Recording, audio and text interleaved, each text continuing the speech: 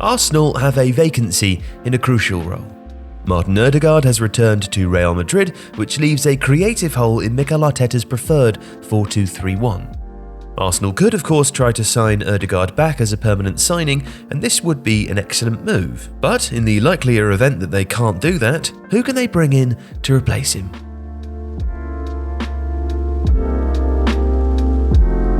Odegaard was central to Arsenal's ability to get the ball into dangerous areas. Although he only played 866 minutes for Arsenal, no player played more passes per 90 that led directly to a shot than he did. And only Willian found an Arsenal teammate in the penalty area more per 90. Crucially, he was also second for goal-creating actions per 90, one of the last two actions, like a pass or a dribble, that immediately precedes a goal.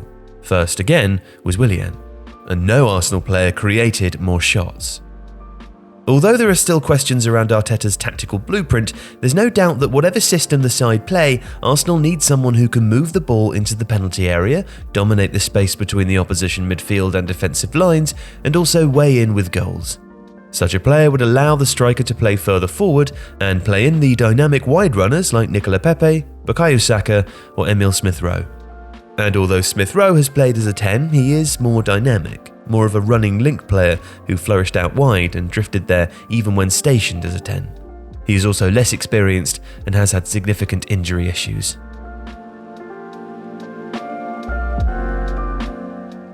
At 28, Ruslan Malinovsky likely has one big move left. He's a sumptuous playmaker, possessing the ability to play smart through passes in tight areas or spread the play from a deeper position. Left-footed, like Odegaard, he could sweep balls out to the left-hand side where Arsenal overlap dangerously through Kieran Tierney, but he's also comfortable opening up the right with his weaker foot. Upright and elegant on the ball, Malinovsky also adds a sprinkle of star quality to teams that he plays for, as well as versatility. At Atalanta, he's an aggressive runner into the box who scored 8 last season, as well as registering 12 assists.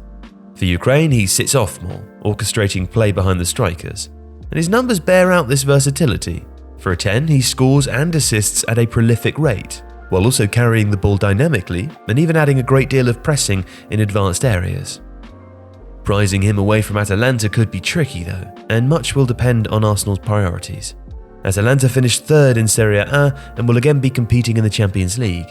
They scored the most goals in the league last season, and Malinovsky was second in the side for goals plus assists per 90, as well as 24th in Europe's top 5 leagues for goal-creating actions per 90, and 9th for shot-creating actions. In other words, he won't be given up without a fight.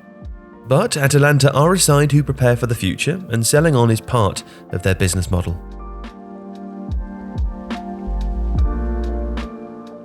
Florian Wirtz is possibly the future of Germany's attacking midfield, which of course means that he wouldn't come cheap. But if Arsenal are prepared to suck up the significant cost and gazump the inevitable approach from Bayern Munich, Wirtz could end up being their 2015-17 Mesut Ozil for the foreseeable future.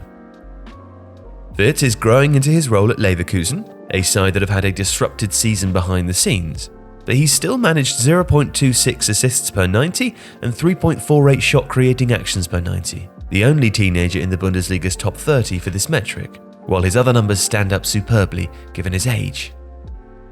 Wirtz has a lovely change of pace and the ability to duck his right shoulder to buy time and space to thread a through pass or create room to shoot.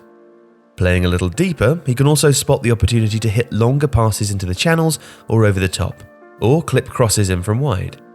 Bursting forwards, he can play like a number 9, using his positional intelligence to finish off moves, but it's his work in tight spaces and his ability to burst past the first defender before finding that pass that few others can think of, let alone execute.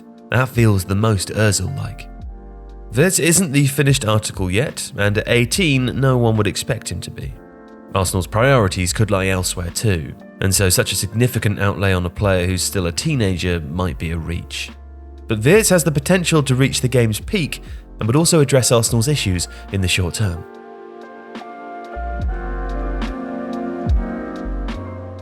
Bordeaux are in serious financial trouble and may be subject to relegation to Ligue 2 for their debts. Now this leaves their star assets vulnerable to low-cost sales, and Adli is a prime candidate. The 6'1" playmaker, who's only 20, thrives with the ball at his feet and is good at turning that forward momentum into opportunities for clever through balls against retreating backlines. Bordeaux have mostly used Adley as an advanced 8, who will also drop off to use his long passing from deep, but he frequently stations himself between the lines much as a 10 would. This versatility means that he can be moulded to a degree, and his skill set, the ball carrying, good close control and technique, and vision mean that he could focus on becoming a dynamic 10. His ability to change the angle of attacks by opening his body to shift passes on the move or when stationary makes him an excellent fulcrum for transitioning attacks in the final third. And he's a good set piece taker too, plus he's hard working off the ball. Adley possesses great potential, but his age and relative lack of experience makes this move more of a gamble. The upside though could be huge, bringing a versatile creative playmaker to the club for a relatively low cost with his peak years still ahead of him.